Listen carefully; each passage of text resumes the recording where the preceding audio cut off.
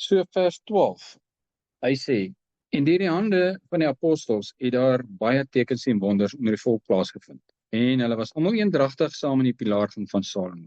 So dis nou net na die tyd van Ananias en Safira, wat halfhartig in hierdie saak ingegaan het.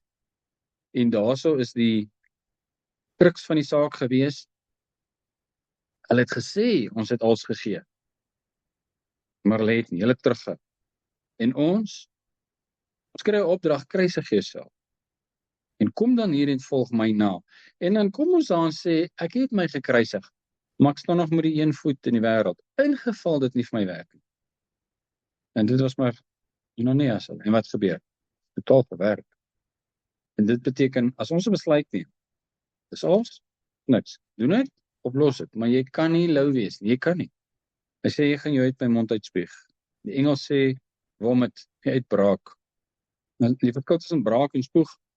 Spoeg is 'n keuse.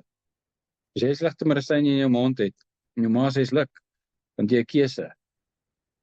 Maar as jy braak, het jy geen keuse. Jou liggaam werp dit uit. En hulle is in die liggaam van Yeshua, Ananias en Safira. En wat in die liggaam? Braak hulle uit. Ek kan nie daar binne bly nie. En die waarskuwing is vir elkeen van ons. Hoe ernstig is jy? Ek wil net in die hemel kom. Dis totaal afhartig. Ek wil my lewe behou op hierdie aarde. Ek wil nog steeds doen wat ek doen. Ek wil nastreef wat ek nastreef.